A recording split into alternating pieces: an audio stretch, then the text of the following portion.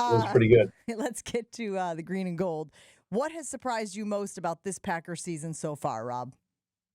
Just how quickly it changed after the first 2 weeks to what they were the next 2 weeks. Like usually, teams are relatively consistent. Yeah, you'll have a stinker here and there, but they looked so good in so many facets the first 2 weeks, and then now we have all these questions about their special teams, about their defense, about their run game. So I do think it's been a little bit of a Jekyll and Hyde thing. After a month of the season. But like it's so early, Jen. Like there's just there's so much that you think a football team's going to be in September and October, and then when you get to November, December, January, they're totally different. So I don't know that it's worth sitting here making any grand proclamations. But I do think it's been odd how different they played the last 2 weeks as opposed to the first two. Rob, is Jordan Love playing better than we're giving him credit for? Because his numbers are pretty good in a lot of categories. He's top Yeah, that's 10, interesting. top 3.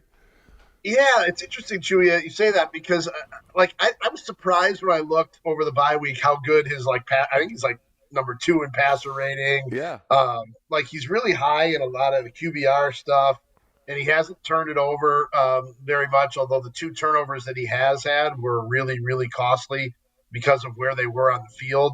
Both of his turnovers were backed up, and last year he only had I think 3 turnovers all season, went inside his own 30, and now he's got 2 of them in 4 games. So I do think that's a problem. Now, the fumble you could say is Rasheed Walker's fault for getting beat, maybe, and Matt LaFleur's fault for making a dumb decision from a play calling and game management standpoint, but it's still a turnover. But yeah, he is probably playing better than I had given him credit for and realized because his numbers are really good. And he's been moving around. Like that's to me, I guess the best thing is that he's shown that mobility that he didn't really have last year.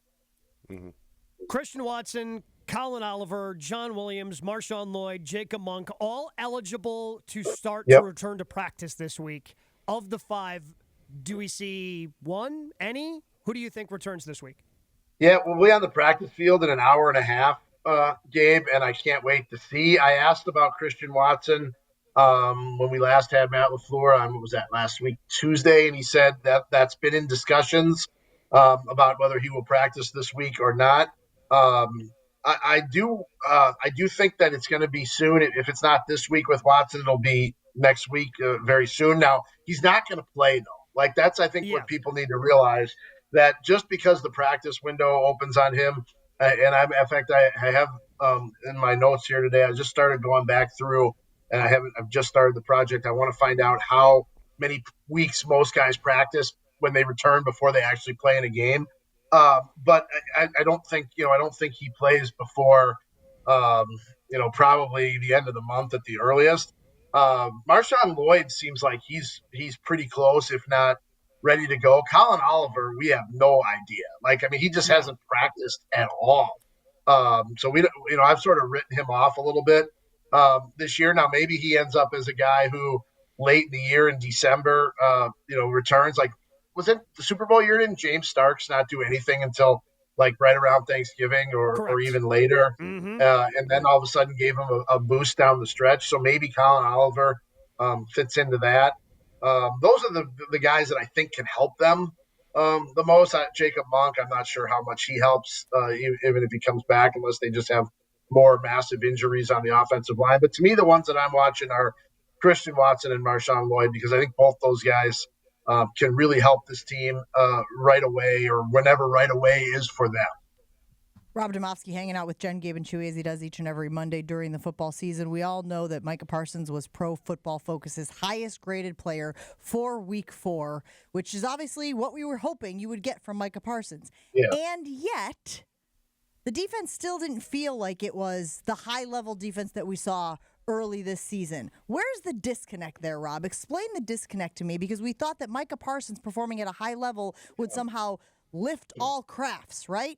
And that Lucas Van Ness would play better, and Rashawn Gary would play better, and the linebackers would play better, and it would benefit the defensive backs as well. So where's the disconnect? Well, I think it did until last game. Right? I think even after Cleveland, I think people were feeling pretty good about the defense. I mean, they give up 13 points in that game. Correct. So I don't think that it's necessarily like an epidemic. I think they had one game where you're starting to question those things that you asked about, and I think that's rightly so. Maybe Jeff Hafley had a bad game, and that trickled down because they certainly didn't use Edgerrin Cooper and Quay Walker like they had the previous 3 games. Like we didn't see hardly any of those drops and pressures and deceptions and things like that. Maybe they were afraid to do it against Dak. I don't know why they would be, but maybe they were. So to me, I think that's where I'd like to see where this thing goes, because I think for 3 weeks we felt pretty good about the impact that Parsons had made and the defense as a whole. It is interesting because live I did not think Micah Parsons made that great of an impact, and then you go back and watch it, and yeah, he was around the quarterback a lot, but it didn't seem to bother Dak. Like maybe Dak was just on his game and was really, really good because the pressures that they had. He was almost perfect. I think he was 8 for 11 or 9 for 12 when pressured. The only time that they got him was the sort of fake sack in overtime, which is more of a running play anyway. So I don't. It wasn't like they didn't get there. I just think that Dak Prescott played an outstanding game and picked him apart. Rob, you think Josh Jacobs is frustrated? If he is, Chewy, he hasn't shown it. We've only been around him for like a year and a month in terms of football game time, and this guy is he's the ultimate pro, man. Like I've never seen him complain. I've never seen him criticize anybody. He lifts up those around him. But if I were him and the offensive line, was all a mess as it has been with injuries and guys moving around, sure, how could you not be? And I wonder if privately he is, but publicly he has not said anything that would indicate that. I do think that they started to show a little bit of run ability. Now Dallas's defense is terrible and is terrible, so I don't know how much we can put into that. But I don't know that I've ever seen Chewy through a month of the season 4 different guys play right tackle. Like I haven't seen that. Like, and I don't know how. I don't know how you account for that or how you handle that, but I don't know that I've ever seen that, and that being the case, that's just one position. Left guard's been a little bit of a moving target. Right guard's had a little bit of rotation, so I'm not sure until they get that shored up what you can do. Rob, last week Jeremy Fowler had a little report as he was dumping out his notebook for a piece over at ESPN.com. About how the Packers had cursory talks with Romeo Doubs about a contract extension. Yeah. If Romeo was a free agent today, what kind of contracts would he expect to get on the open market? That's a great question, Gabe. Because the receiver market is interesting because the true number ones break the bank, right? Yep. And everybody else is sort of a mid. It's sort of a $8 to $10 to $12 million range. And I don't know what Romeo thinks of himself in terms of what he thinks his value is. My guess, it's always higher than what the team thinks of you, right? I mean, that's just the way it goes. But if Christian Watson got $13 million on a 1 year, I think it's really 11 when I looked at the contract. It's more 11 than 13 based on what the real money actually is. But look, I saw the report by Jeremy, and I'm sure they maybe have had some feeling out about where Doubs might be in terms of his expectations and what a starting point is. But I still say I still think it's less than 50-50 that they do a long-term deal with Romeo. They've got too many guys that they've got to do. But look, if Romeo keeps playing the way he did last week, then maybe he is a $20 million a year receiver. Is he a 2, Rob, though? Because we did we compare him to James Jones. Yeah. Right. And obviously there were better players. I think that's a very good comparison. I think what everybody wanted to compare him to was Greg Jennings, back when and I don't think he is. And so I think I think you're probably right on that. But I mean, The market is what it is, I guess. I mean, Right? he's on pace for a career high 761 yards, Rob. Like that's which is what it comes down to me. Like that's fine, and you could play in the league for a while putting up those types of numbers, but I don't know if I necessarily pay for that.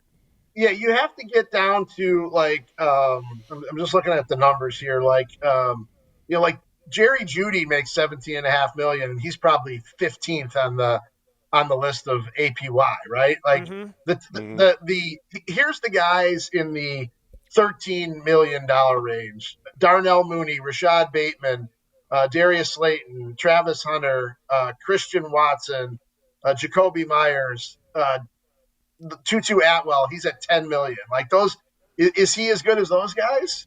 Probably. Yeah, he's in the ballpark. But then you take a big step up, like from there to like, Christian Kirk is at 18, Jerry Jeudy 17.5, Cooper Rush 15. Then you go the other way. Stephon Diggs is 21. Devontae Adams, Chris Goodwin, Calvin Ridley, Cortland Sutton are all in the 22, 23 he's million not, dollar he's not there. He's not. He's, right. Those are not his peers.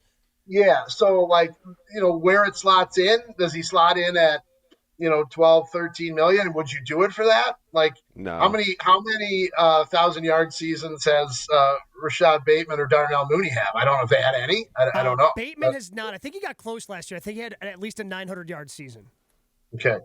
So that's sort of what you're looking at, I think, and maybe add 10% because it goes up every year, right? Like that's just the way it is. So I don't know. Would you want him back for 4 years and 48 million? Yeah, so I guess Bateman would be the guy. Bateman career high 756 yards last year. So that's a pretty good comparison. That's good comp, and that's what agents like to do, right? They like to take, I know an agent who does this, who actually not an agent, but he is employed by an agency, and his job is to find comps to their clients and try to present those deals. And and I talk to this guy a lot. I'm going to have to ask him what he thinks of Dobbs, but I think those are the comps. I think Bateman's a really good comp. What's Bateman's number again? He is at 12.25 million average. That's APY. I guess I lean towards no, just because they have so many other guys. Like when Christian Watson comes back, and they already invested 2 high draft picks at that wide receiver position this year, with not just Golden but also Savion Williams.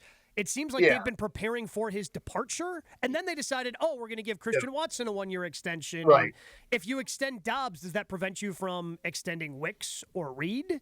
Yeah, and that's exactly right. Like, I remember last year talking to passing game coordinator Jason Vrabel, and he's like, here's how we'll find out who our number ones are. It's who gets the second contracts, right? Like that's sort of how. Now the interesting thing on Bateman's deal, just looking at it closer, his signing bonus was only $8 million. Okay. But total guarantee of 18. Now we know the Packers don't structure deals that way. The Packers structure deals where the only guarantee is the signing bonus, whereas Baltimore did it differently. They guaranteed his base salary for 26 and 27. This deal was done in June of this year. So a little different structure. The Packers don't do it this typically, do it with, other than quarterback and Micah Parsons, they typically just do the guarantees or the signing bonus. This was a much smaller signing bonus, which is an interesting way to do it, I guess. Really good insight, really good perspective. Last thing before we let you go, Rob, because this was obviously a big talking point during the bye week. Is there anything to Matt LaFleur moving on from Rich Bisaccia, or is that just a pipe dream by some fans who are frustrated with how terrible special teams has been consistently for this squad? Yeah, I mean, nothing in Matt LaFleur's history would tell you that he's going to make an in-season coaching change. I mean, if he didn't do it with Joe Barry in his last year, he's not going to do it. He's not going to do it with Rich Bisaccia. Now, the interesting thing is in Joe Barry's last year, they actually they sort of turned it around and really finished pretty well. And there was some thought that Joe Barry might have saved his job in that little run late in the year. In what was that, 23? I don't think. I mean, look, I think if they were going to make a change, we would have heard about it by now. We would have known it. I fully expect to see Rich Bisaccia on the practice field when I get there in a little bit. But I'll certainly let you know and let the world know if he's not. Rob, we always appreciate you spending some time with us on Monday mornings. Have a great one. We'll talk to you again soon. All right, have a great week, guys. Hey guys, it's Jen from Jen, Gabe, and Chewy. Thanks for watching our clip. I'm sure it was super informative and educational. I'm just kidding. I love those knuckleheads. And we do it live every Monday through Friday from 7 to 9 a.m. on 94.5 ESPN Milwaukee. Make sure that you like and subscribe and hit that notification bell so that you get informed anytime we drop new content.